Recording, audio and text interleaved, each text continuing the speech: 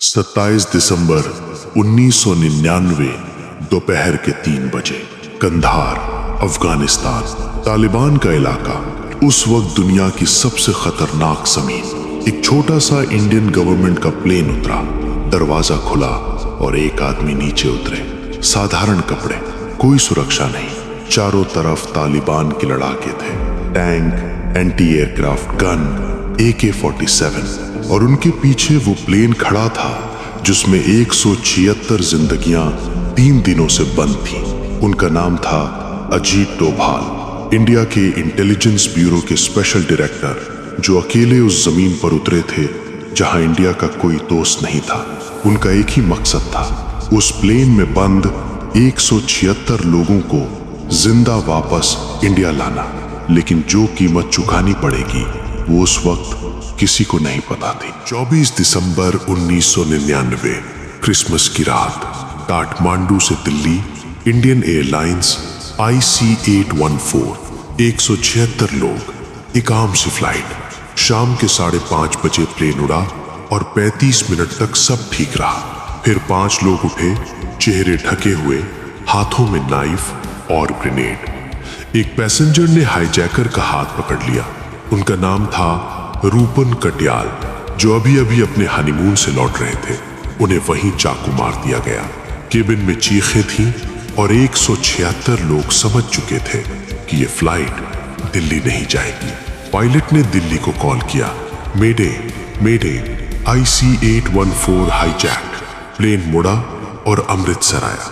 यहाँ प्लेन रोका जा सकता था, कमांडोज तैयार थे, रनवे ब्लॉक हो सकता था, लेकिन किसी ने ऑर्डर नहीं दिया।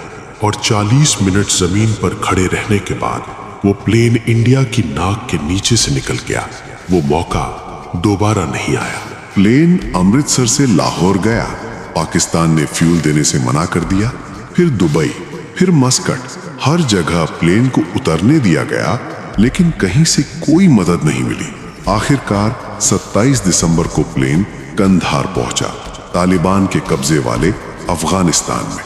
उन 4 दिनों में प्लेन के अंदर का माहौल बदल रहा था। पहले दिन डर था, दूसरे दिन थकान, तीसरे दिन एक अजीब सी खामोशी। 176 लोग एक दूसरे को देख रहे थे।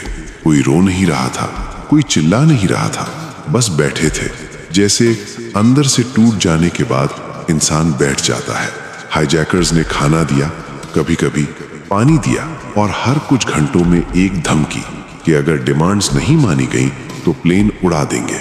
और यहाँ आकर इंडिया की सबसे बड़ी मुश्किल शुरू हुई। तालिबान इस हाईजैकिंग में इंडिया की कोई मदद नहीं करना चाहता था, लेकिन हाईजैकर्स को रोकना भी नहीं चाहता था।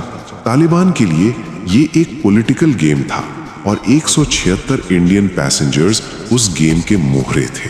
दिल्ली में क्राइसिस मैनेजमेंट रूम में बैठे अधिकारी एक एक ऑप्शन देख रहे थे और हर ऑप्शन बंद हो रहा था। कमांडोज भेजो, तालिबान रोक देगा। प्लेन उड़ा दो, 176 लोग मर जाएंगे। कुछ मत करो, हाईजैकर्स और अग्रेसिव हो जाएंगे। उस रात दिल्ली में एक फैसला हुआ, नेगोशिएट करो। Delhi prime minister's office. Atal Bihari Vajpayee, जो उस वक्त इंडिया के प्राइम मिनिस्टर थे, एक बंद कमरे में बैठे थे।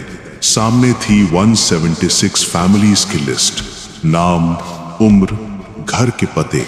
बाहर मीडिया था, बाहर फैमिलीज थीं जो हर घंटे अपने किसी को वापस मांग रही थी। उनके सामने 2 रास्ते थे। एक, टेररिस्ट्स की डिमांड्स मान लो, अपने लोगों को वापस लाओ, लेकिन दुनिया को ये मैसेज दो कि इंडिया को ब्लैकमेल किया जा सकता है। दूसरा, डिमांड्स मत मानो, अपने लोगों को खतरे में छोड़ो और उस खतरे की जिम्मेदारी अपने कंधों पर उठाओ। अटल जी ने उस रात जो महसूस किया होगा, वो किसी भी इंसान के लिए सबसे भारी बोझ था। एक तरफ राष्ट्र का सम्मान था, दूसरी तरफ 176 जिंदगियां। उन दिनों अटल जी की उम्र 75 साल थी। एक बीमार शरीर, घुटनों का दर्द, और अब ये बोझ। रात को जब बाकी सब चले जाते तो वो अकेले उस लिस्ट को देखते रहते।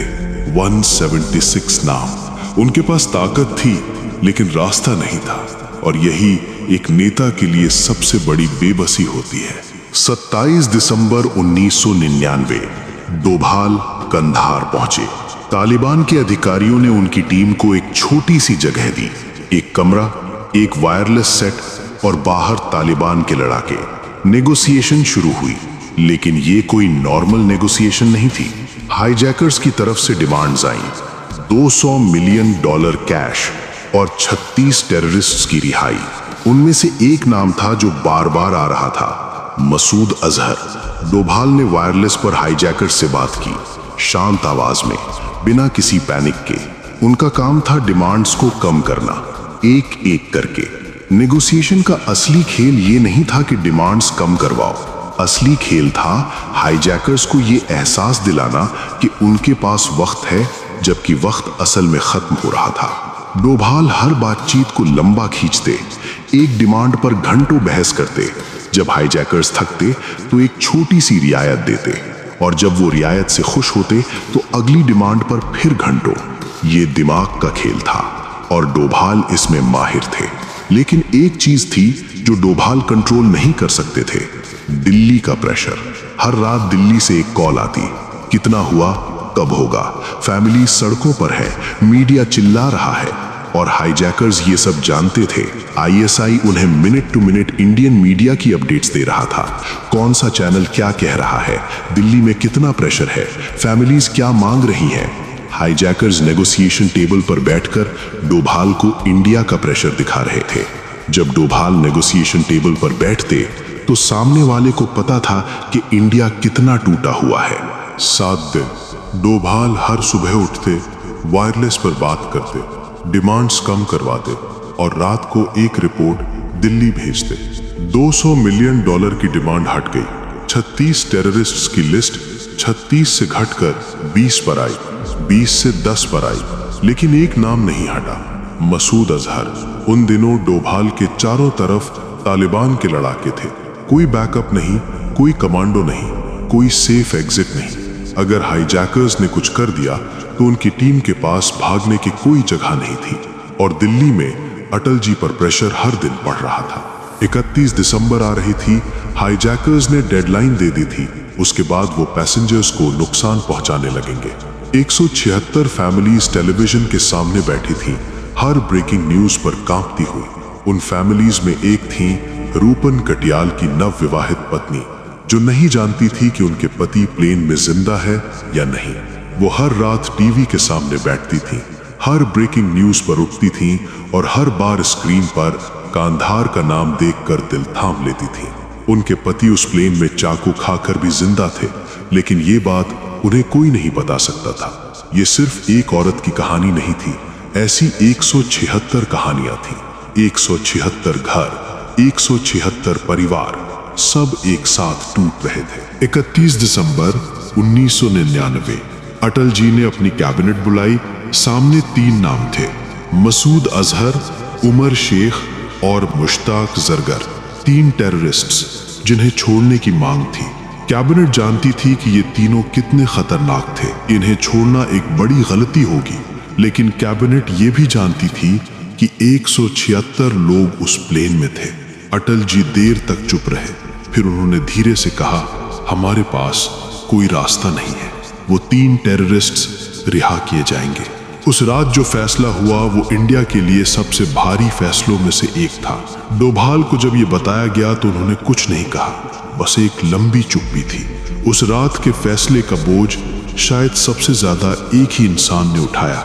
उन्होंने एक इंटरव्यू में बताया, हम वो नहीं कर पाए जो कि एक हमारे शक्तिशाली राष्ट्र को करना चाहिए था। इस हाईजैकिंग को रोकने के लिए, इस एयरक्राफ्ट को कंट्री से बाहर नहीं ले जाने के लिए, इसका एज ए नागरिक मलाल जरूर है। 1 जनवरी 2000 3 टेररिस्ट्स को एक प्लेन में बिठाकर कंधार भेजा गया और 176 पैसेंजर्स आजाद हो गए। लेकिन उस दिन जो आदमी कंधार की जमीन पर उतरा, उसका नाम था मसूद अजहर, जो एक ट्रेन्ड टेररिस्ट था, जिसे इंडिया ने 1994 में पकड़ा था और जो 5 साल जेल में रहने के बाद उस एक हाईजैकिंग की वजह से आजाद हो गया था। मसूद अजहर के आजाद होने के 2 महीने के अंदर पाकिस्तान में जैश-ए-मोहम्मद बन गई और फिर दिसंबर 2001 इंडियन पार्लियामेंट पर हमला, Jaish-e-Mohammed. 2016 Uri attack, 19 Indian soldiers शहीद, जैश ए मोहम्मद। 14 फरवरी 2019 पुलवामा, सीआरपीएफ की बस पर सुसाइड अटैक, 40 जवान शहीद, जैश ए मोहम्मद। वो एक रात, वो एक फैसला, वो एक नाम, उसकी कीमत इंडिया ने अगले 20 साल तक चुकाई। 1 जनवरी 2000 कंधार, 176 लोग प्लेन से उतरे, थके हुए, डरे हुए, टूटे हुए, और वो उस प्लेन के अंदर गए। उन्होंने 176 लोगों को देखा जो 7 दिनों से उस कैबिन में बंद थे। उन्होंने एक इंटरव्यू में बताया, और सारे के सारे पैसेंजर्स को मैंने ये कहा था, हाईजैकर्स भी वहाँ पर थे, कि आप लोग आज़ाद हैं और भारत की सरकार और भारत देश पूरा आपके साथ है और हम आप लोगों को यहाँ से सुरक्षित ले जाएंगे, है ना। उसके बाद जब मैंने उनसे कहा कि बोलिए भारत माता की जय या जय हिंद, तो उन्होंने रिस्पॉन्ड नहीं किया। मुझे इस बात का ज़रूर मलाल था कि ये लोग इतने डरे हुए थे।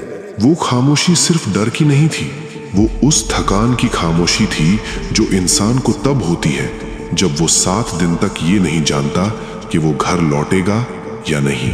और वो जो 7 दिन तालिबान की जमीन पर अकेले खड़े रहे, उन्होंने उस खामोशी को समझा। शायद इसीलिए वो कुछ नहीं बोले। ये खामोशी सिर्फ उन 176 लोगों की नहीं थी, ये उस पूरे वक्त की खामोशी थी जब इंडिया के पास ताकत थी लेकिन रास्ता नहीं था। जब एक आदमी अकेले तालिबान की जमीन पर खड़ा था और उसके पीछे पूरा देश बेबस था। सोचिए, अगर वो प्लेन अमृतसर में रुक जाता तो मसूद अजहर कभी आजाद नहीं होता, पुलवामा नहीं होता, वो 40 जवान घर लौटते। एक ऑर्डर, एक मौका, एक रात, इतिहास बदल सकता था। आज भी ऐसे फैसले होते हैं, बंद कमरों में, बिना किसी को बताए, और उन फैसलों की कीमत हम सब चुकाते हैं। अगर वीडियो पसंद आए तो लाइक करें और ऐसे ही वीडियो के लिए चैनल सब्सक्राइब करें। मिलते हैं अगली वीडियो में। जय हिंद, जय भारत।